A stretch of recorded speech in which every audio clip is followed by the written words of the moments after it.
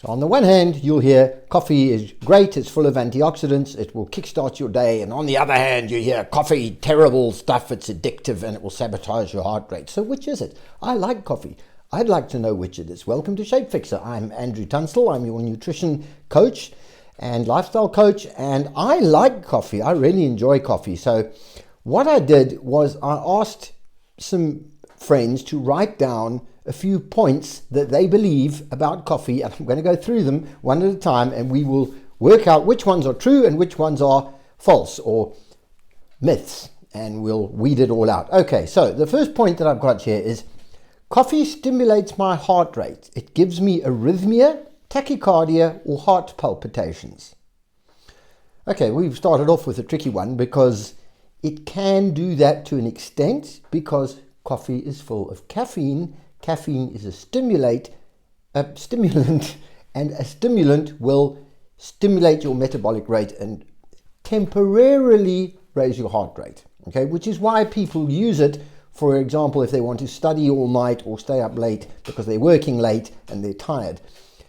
It's not going to create a medical condition. You're not going to have arrhythmias and tachycardias that will get you to a cardiologist, not just from drinking coffee. So it's not dangerous, but if you don't like the sensation and it's disrupting your sleep, then don't drink it. So there you go. We started off with a half true, half myth. Next one. Kids. Should kids be drinking coffee? Well, conventional wisdom in the West has been, oh no, kids shouldn't drink coffee. But let me ask you this question. Do your kids drink Coca Cola? Because Coca Cola was invented as a competition for coffee. Coffee became really, really popular in the mid-20th century, and Coca Cola was invented as a summer version because people weren't drinking hot drinks in hot weather. So it was a cold alternative for getting caffeine into the system, and coffee and Coca Cola went head to head. The marketing departments then diverged, and Coke was marketed to teenagers as a cool, trendy thing, and coffee was marketed to adults as a grown-up thing. There's really no different. They're both very high in caffeine. So if you are okay giving your kids Coca-Cola, you shouldn't have any issue with coffee. Personally, I have kids. I wouldn't want them drinking Coke or coffee because the last thing my kids need is even more stimulation. They're off the wall as it is. Okay, next one. Coffee is very dehydrating. It's a diuretic. Well, it is mildly diuretic, but you wouldn't be able to dehydrate yourself by drinking lots of coffee. For starters, a cup of coffee is a cup of water with some coffee diluted in it. So you're drinking a lot of water if you drink a lot of coffee. And yes, the diuretic will make you pee more, but you will never pee out more than you take in. That's actually, the maths doesn't even work. You can't do that. So you're not going to dehydrate yourself drinking coffee. That one is a myth. The next one, coffee is addictive. Well, that's an interesting one. I know lots of people who say, I need my coffee first thing in the morning. I can't really operate. Don't talk to me until I've had my coffee. And people then infer from that coffee must be addictive. It's actually not true. It's not addictive. There's nothing addictive about it at all. If you feel that you really need your coffee, it's probably because you're stressed and overworked and you haven't had enough sleep. So those are the things you need to deal with, your stress and your sleep. Have a look at our sleep video. In fact, I'll attach it after this video. We did a video on sleep. Right, what have we got here over the page? A positive one. People say coffee is very high in antioxidant. Well, that's actually true. The type of antioxidant in coffee is called polyphenols, which combat a lot of aspects of aging. They can combat the development of cancer, and they can combat aspects of diabetes.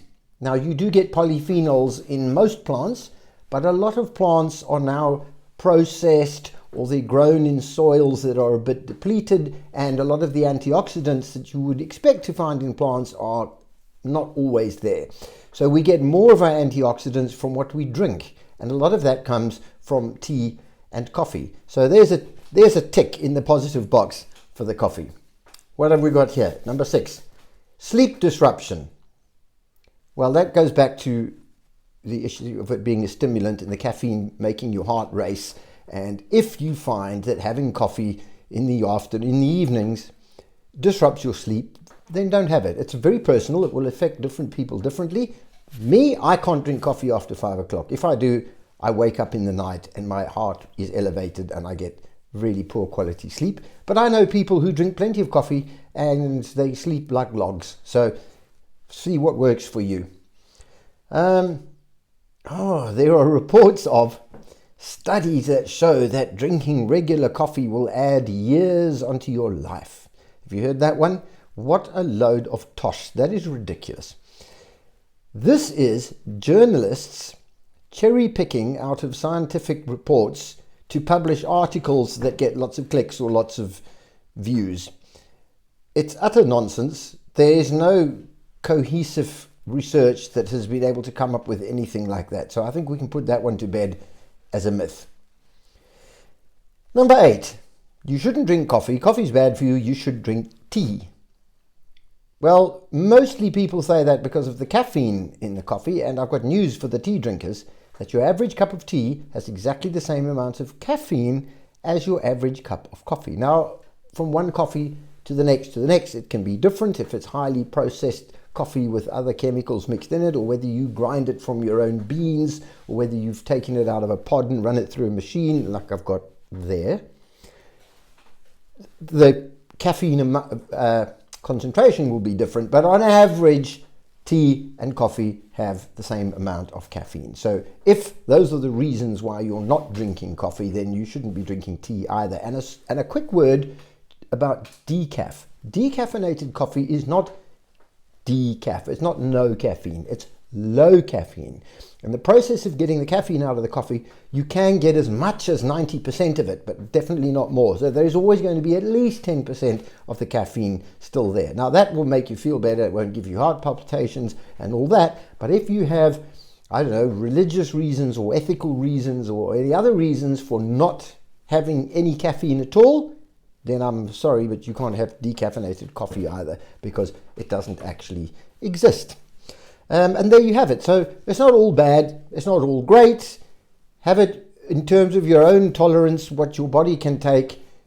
I would suggest that's how much coffee you have. I like coffee. Here I've got a cup of coffee. I'm going to enjoy this. It's one of my favorite things. This is two of my favorite things, because my bicycle is one of my favorite things. Thanks for watching. Please click a like, share the video, and subscribe to our channel. Cheers. A good cup of coffee is one of life's pleasures.